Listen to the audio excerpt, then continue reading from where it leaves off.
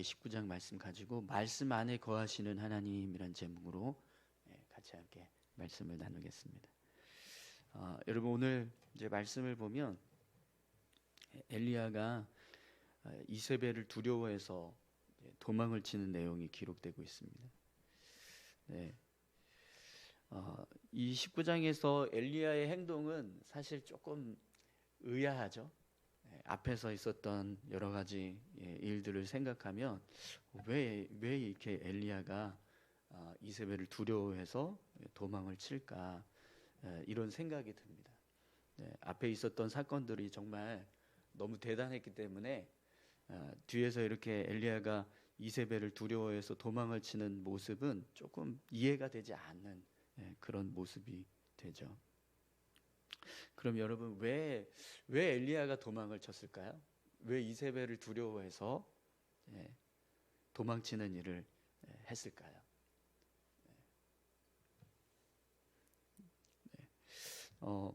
그냥 정말 이렇게 이세벨이 너를 죽이겠다 이러니까 그 죽음이 두려워서 그래서 도망쳤을까요? 아니면 어떤 이유 때문에 엘리야가 이세벨을 피해서 도망치는 일을 했을까요?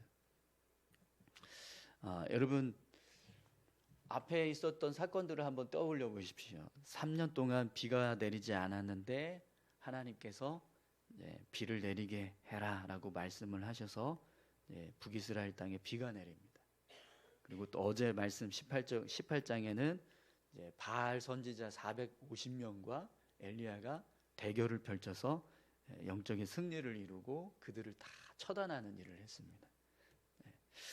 그 모습을 볼 때 북이스라엘 백성들은 하나님이 살아계신다는 사실을 분명하게 알 수 있었습니다. 그리고 엘리야를 통해서 지금 하나님이 일하고 계신다는 사실을 분명히 드러내고 계세요. 어제 말씀을 저희가 나누지는 않았지만 41절부터 46절까지 보면 하나님이 엘리야에게 어떤 일을 행하시게 하냐면 이제 아합 왕에게 비가 올 거니까 마차를 타고 궁으로 내려가십시오 이런 말을 전달하거든요. 그래서 아합 왕이 마차를 타고 이제 이스라엘로 내려갑니다. 그런데 그 내려가는 상황에 하나님이 엘리야에게 능력을 주셔서요, 그 마차 앞을 따라서 달려가게 하시는 거예요. 그러니까 마차가 아합 왕이 마차를 타고 가고 있는데 엘리야는 달려서 그 마차를 앞질러 가는 그런 일을 지금 하게 하시는 거예요. 이거는 뭐 거의 뭐 슈퍼맨 지금 보듯이 그런 지금 능력을 행하는 모습을 보여주는 거거든요. 인간의 능력을 초월하는 어떤 그런 초월적인 능력을 힘을 발휘하는 그런 일들을 행하게 하신단 말이죠. 그런 모습들을 볼 때 이런 사람이 왜 이세벨이 죽이겠다고 하니까 두려워서 도망을 칠까, 이런 생각이 들 수밖에 없습니다. 여러분 그냥 엘리야가 도망쳤다라고 이세벨을 죽이겠다라고 해서 도망치는 것이 그냥 그냥 죽이겠다 하니까 무서워서 도망쳤나 보다 혹시 이렇게 생각하시는 분이 계신가요? 네. 아니 이 19장의 내용에서 엘리야가 왜 도망쳤지? 여기에 대한 궁금함이 없으면 오늘 이 19장의 내용을 우리가 이해하는 건 불가능한. 어떠세요? 표정들을 보아하니까 별로 궁금해하시지 않는 것 같은데. 네.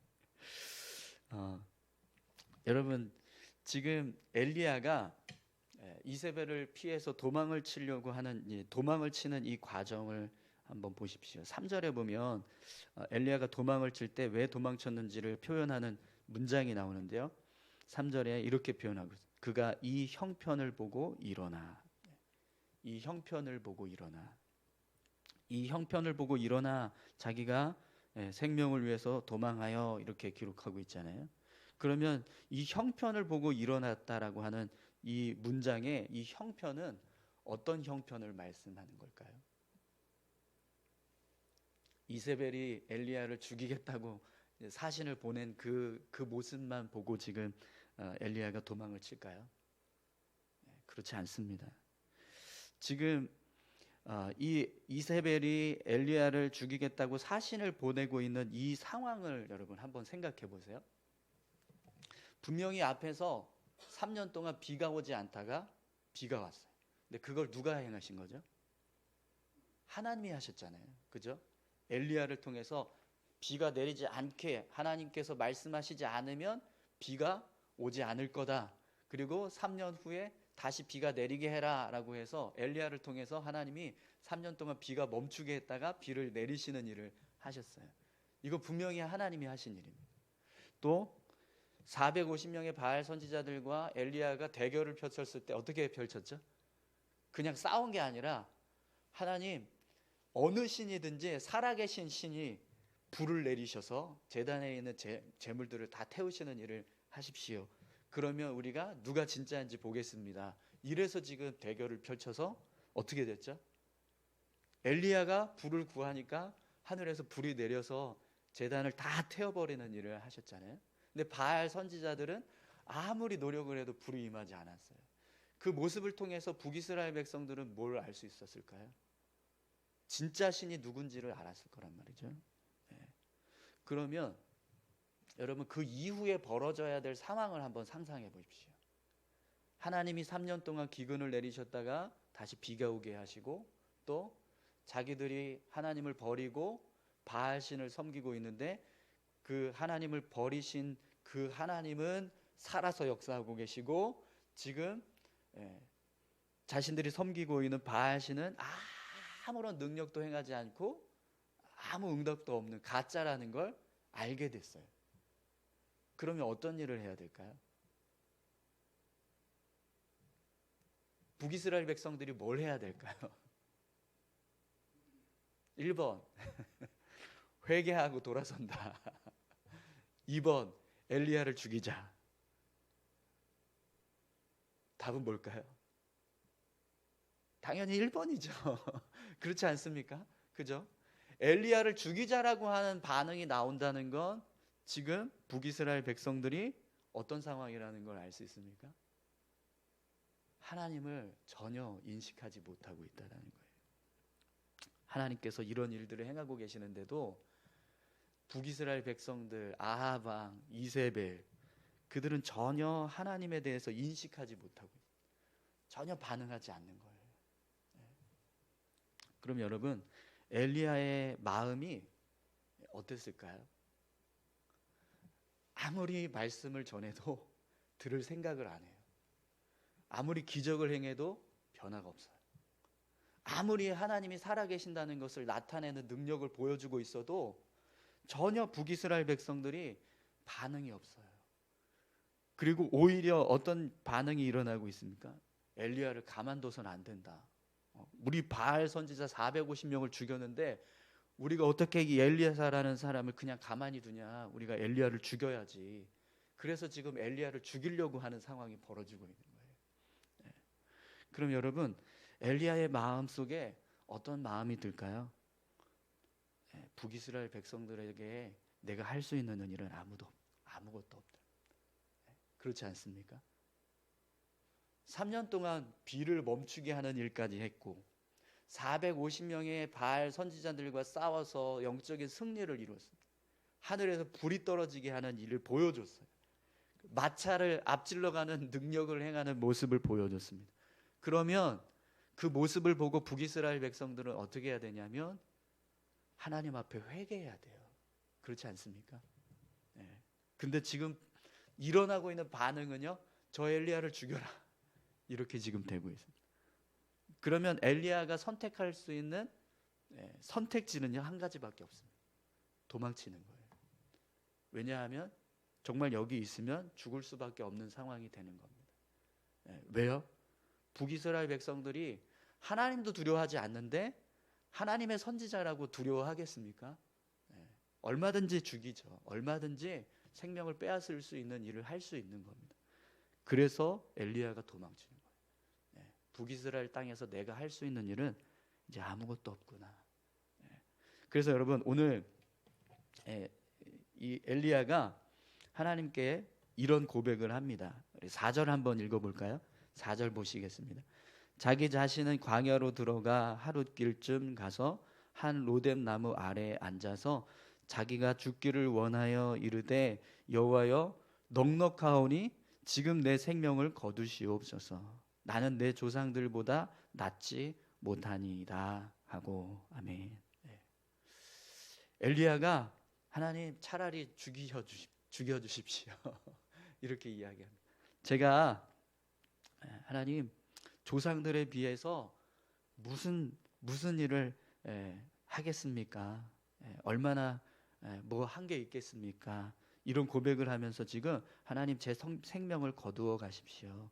이제 넉넉합니다. 하나님 제가 넉넉하오니 지금 내 생명을 거두시옵소서. 이런 고백을 합니다. 왜 이런 고백을 할까요?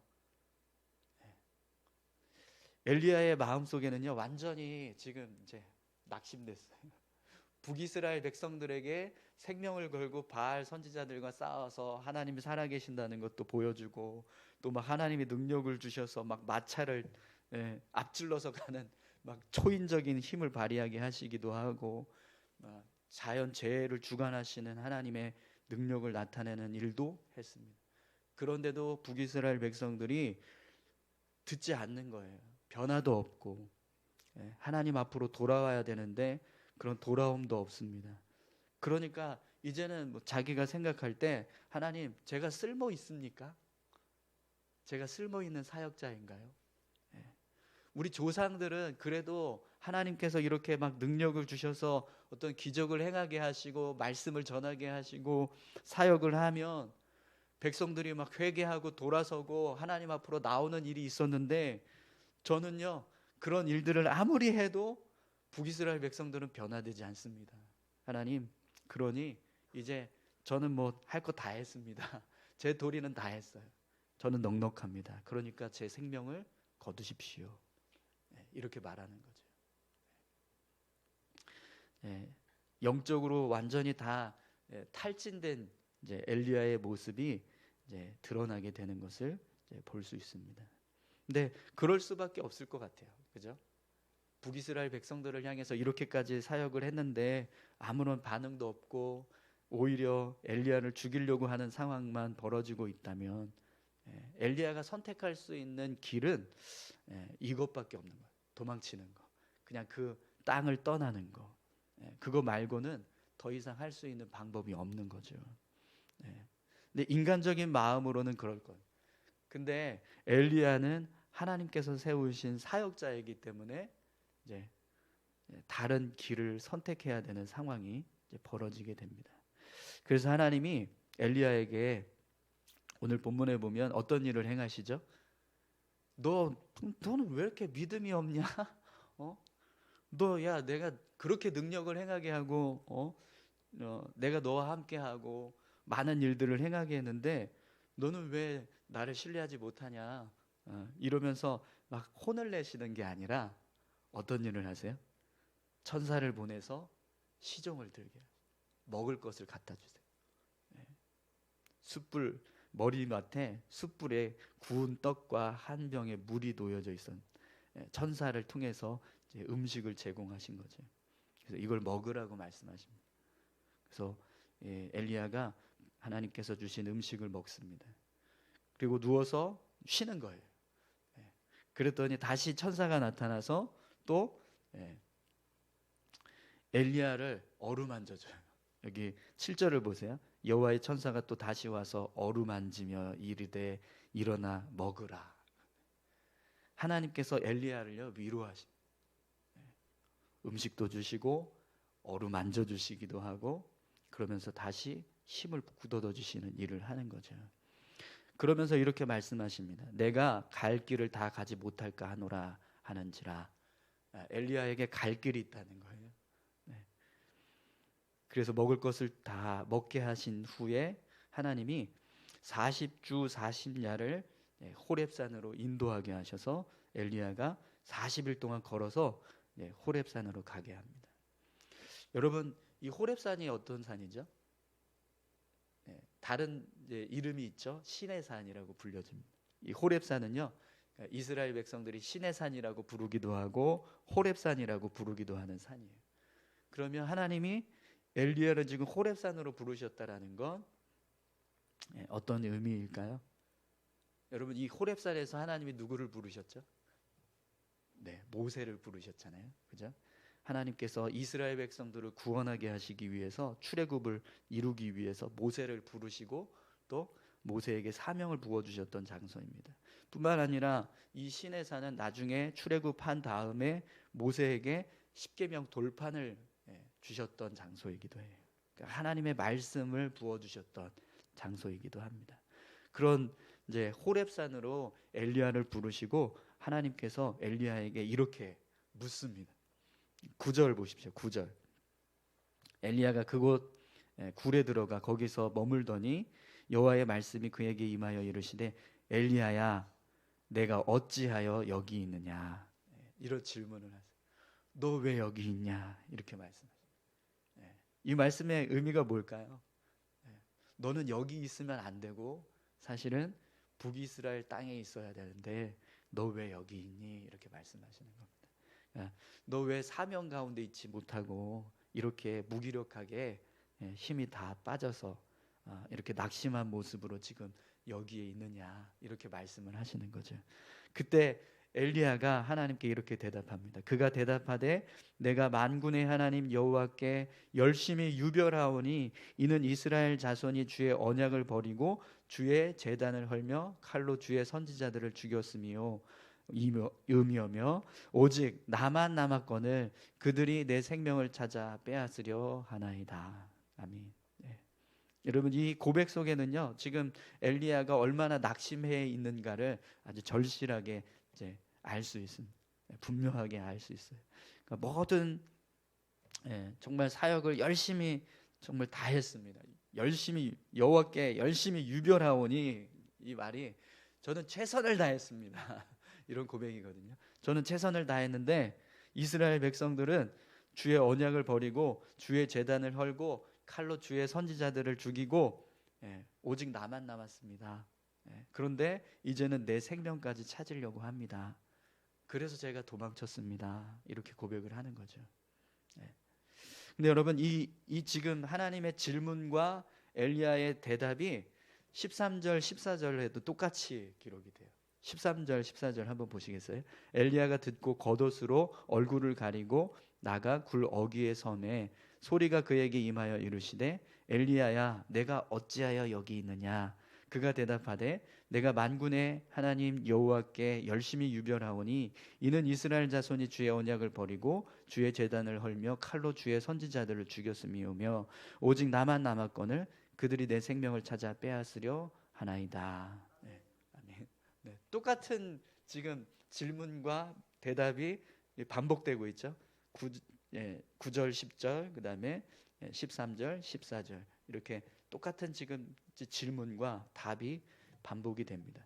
그런데 중요한 것은요 이 중간에 앞에 있는 질문을 하시고 답을 들으신 다음에 그 다음에 뒤에 있는 질문을 하시고 답을 들으신 그 사이에 하나님이 어떤 일을 행하셨느냐, 여기에 진짜 하나님께서 말씀하시고자 하는 답이 담겨져 있습니다.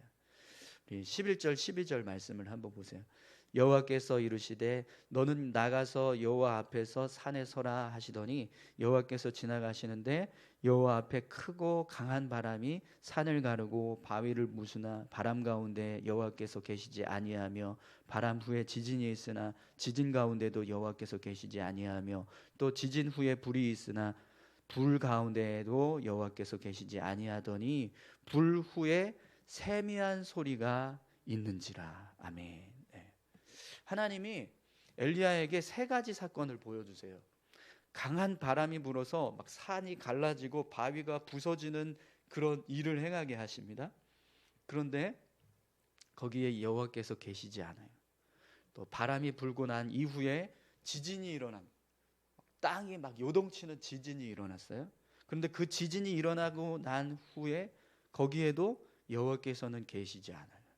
그리고 지진 후에는 불이 나서 온 산을 완전히 다 불이 덮어버리는 그런 이제 산불이 지금 엄청난 산불이 일어났습니다. 그런데도 거기에 여호와께서 계시지 아니하더니 불 후에 세미한 소리가 있는지라 이렇게 말씀하십니다. 그러니까 그런 엄청난 자연 재해들, 바람이 불어서 산이 갈라지고 바위가 터지고 막 지진이 일어나서 땅이 요동을 치고 또 산이 불로 덮이는 엄청난 자연 재해가 일어났는데 거기에는 하나님이 안 계시고요. 어디에 하나님이 계시냐면 아주 세미한 소리 속에 하나님이 계세요. 이 모습을 엘리야에게 하나님께서 보여주시는 겁니다. 그럼 여러분 왜 하나님이 엘리야에게 이런 이 일들을 지금 보여주실까요? 엘리야야, 너는 산이 갈라지고 바위가 터지는 그런 모습을 봐야지만 거기에 내가 있다고 생각하니? 지진이 나서 땅이 요동을 치고 막 천지지변이 일어나는 그런 상황을 봐야지만 거기에 내가 있다고 생각하니? 산에 불이 나서 산불이 나서 산을 다 불태우고 있는 모습을 봐야지만 거기에 내가 살아서 역사하고 있다라는 사실을 생각하니? 근데 나는 거기에 없다. 내가 있는 곳은 세미한 소리 가운데 있다. 하나님의 말씀 가운데 있다라는 거죠. 엘리야가 지금 보는 지금 낙심하게 된 상황은 어떤 상황이냐면 그렇게 하나님 앞에 하나님이 기적을 행하게 하셔서 엄청난 능력들을 행했지만 북이스라엘 백성들이 전혀 변화가 없으니까 하나님께서 역사하시지 않는 거 아닌가? 하나님께서 일하고 계시지 않는 거 아닌가? 북이스라엘 땅을 향하신 하나님의 역사가 없는 거 아닌가? 선지자의 눈으로는요, 기적을 행했을 때 어떤 일이 일어나야 하나님이 역사하고 계신다는 걸 보는 거죠. 그 기적을 통해서 사람들이 변화되는 모습을 봐야 드디어 하나님이 역사하고 계시는구나, 이걸 선지자는 바라보는데 그런 변화가 없으니까 선지자의 입장에서는요, 하나님이 일하고 계시지 않는구나라고 생각할 수밖에 없는 거예요. 그런데 하나님께서는 뭐라고 말씀하세요? 너는 그렇게 천지지변이 일어나야지만, 뭔가 막 사람들이 뒤집어지고 막 변화가 일어나야지만 거기에 내가 뭔가 일을 하고 있고 은혜를 주고 있다라고 생각할지 모르겠지만 그게 아니야. 나는 말씀 가운데 있다. 내가 너에게 비를 내리지 말게 하라고 말씀하셨던 그 순간서부터 이제까지 나는 단 한순간도 너와 함께 한 적이 없었고, 또 북이스라엘 백성들을 향한 나의 뜻을 저버린 적이 단 한순간도 없었어. 하나님의 말씀이 임하는 그 속에 하나님께서 계신다라는 사실을 왜 너는 보지 못하느냐, 이제 이렇게 말씀하시는 거죠. 그래서 엘리야가 두 번째 질문에 답을 할 때는 어떻게 답을 하냐면 얼굴을 겉옷으로 가리고 답을 듣습니다. 너 내가 어찌하여 여기 있느냐라는 질문을 하나님이 하실 때요, 두 번째는 이렇게 얼굴을 가려요. 왜 가렸을까요? 하나님이 계신다는 걸 아는 거죠. 그러나 대답은 똑같습니다. 하나님이 계신다는 건 깨달았지만 지금 상황은 여전히 제 생명을 빼앗아가야 되는 상황이 지금 벌어지고 있지 않습니까? 라고 이야기하는 거예요. 근데 하나님께서 엘리야에게 뭘 말씀하시냐면 앞으로 엘리야가 해야 할 일을 말씀하게 하십니다. 15절부터 18절까지는 이제 하나님께서 엘리야에게 사람들을 세우라고 말씀하시는 명령을 내리세요. 아람 왕 하사엘에게 기름을 부어서 아람 왕을 삼게 하고, 또 님시 아들 에후에게 기름을 부어서 이스라엘의 왕이 되게 해라. 그리고 엘리사를 세워서 너를 대신할 선지자로 세워라, 이런 말씀을 하세요. 근데 여러분, 이 15절에서 18절까지 말씀하신 이 내용이 언제 성취되냐면 열왕기하 9장이 가서야 성취가 돼요. 근데 한 가지 사건만 엘리야가 성취합니다. 엘리사를 선택해서 세우는 것만 엘리야가 하고요. 그리고 하사엘과 이 예후가 기름을 부어서 이제 아람의 왕이 되고 북이스라엘의 왕이 되는 사건은 나중에 열왕기 하에 가서 이루어져요. 그것도 9장에 가서.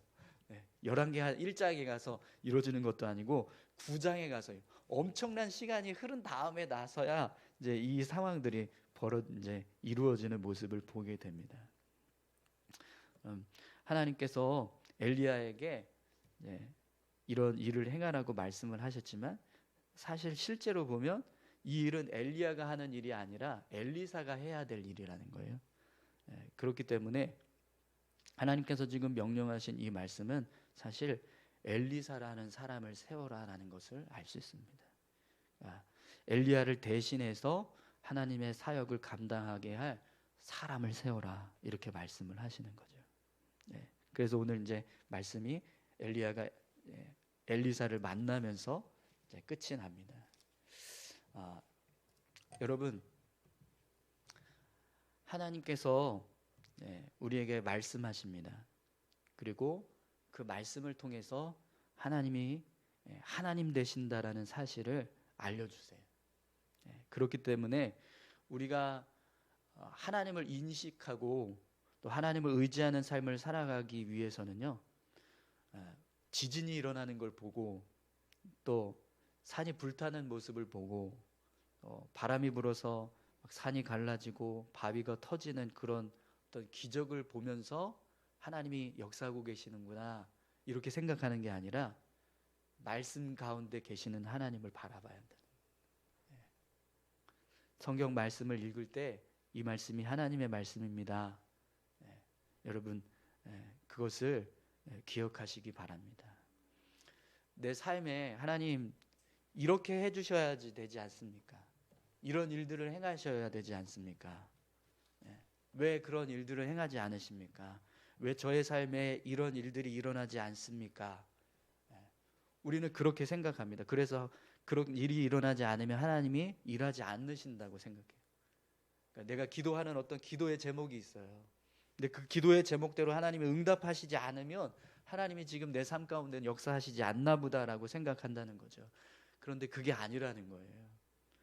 하나님은 이미 우리에게 말씀을 통해서 역사하고 계신다는 거죠. 우리가 말씀에 귀를 기울이고 그 말씀을 의지해서 삶을 살아가기 위해서 힘써야 되는데 우리는 하나님이 역사하시는 어떤 기적이나 어떤 능력, 어떤 현상, 변화되는 상황들을 보면서 하나님을 인식하려고 한다는 겁니다. 하나님이 살아계신다는 걸 인정하려고 한다는 거죠.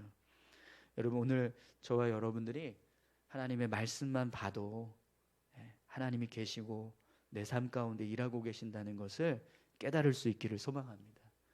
하나님의 말씀만 정말 들어도 역시 나를 위해서 하나님께서 이런 은혜의 말씀을 주고 계시는구나.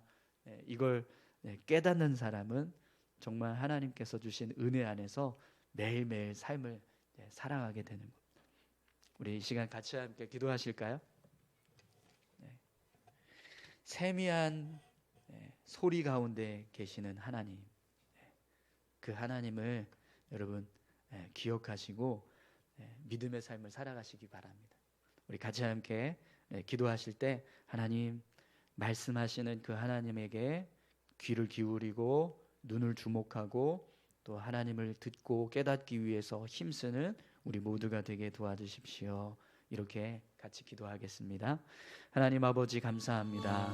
하나님 눈에 보여지는 어떤 변화와 역사들을 볼 때만이 하나님께서 일하고 계시는 것이 아니라